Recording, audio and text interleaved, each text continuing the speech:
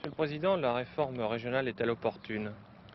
La réforme régionale est opportune si elle répond à certaines conditions. Et ces conditions avaient été très clairement précisées par les principaux organismes régionaux lorsque le gouvernement a demandé leur avis. Il y avait en particulier deux conditions essentielles.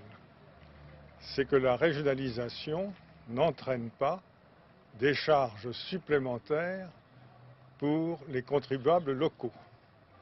Et d'autre part, que les conseils régionaux soient des conseils élus au suffrage universel. Je constate qu'aucune de ces conditions n'est remplie. Que pensez-vous de la régionalisation et des conseils régionaux? Eh bien, ce qu'on attendait des conseils régionaux, c'est, comme je viens de le rappeler, qu'ils soient élus au suffrage universel. Et autant que possible, élus d'une manière qui ne les politise pas outre mesure.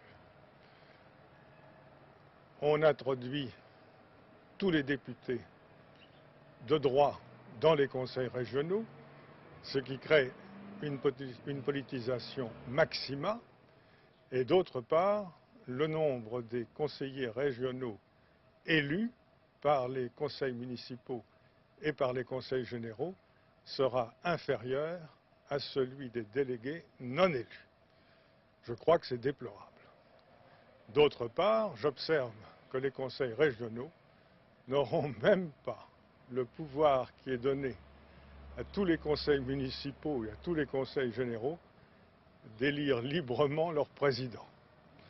Le président devra changer obligatoirement tous les 2 ans, changer de catégorie, en face d'un préfet qui, lui, aura tous les pouvoirs que détiennent actuellement tous les ministres. Ce n'est pas de la décentralisation, ce n'est pas de la participation. Monsieur le Président, que pensez-vous de la réforme du Sénat? La réforme du Sénat n'aurait pas dû, à mon avis, être liée à la réforme régionale. Celle-ci n'a d'influence sur le Sénat que dans la mesure où on veut changer la circonscription qui élit les sénateurs. Mais on va beaucoup plus loin. En réalité, comme l'a très bien dit le président Poher, on transforme le Sénat en conseil économique. Mais ce ne sera pas un bon conseil économique parce qu'il sera mélangé à des éléments politiques. Je n'ai jamais vu que les mariages de carpe et de lapin donnent de bons résultats.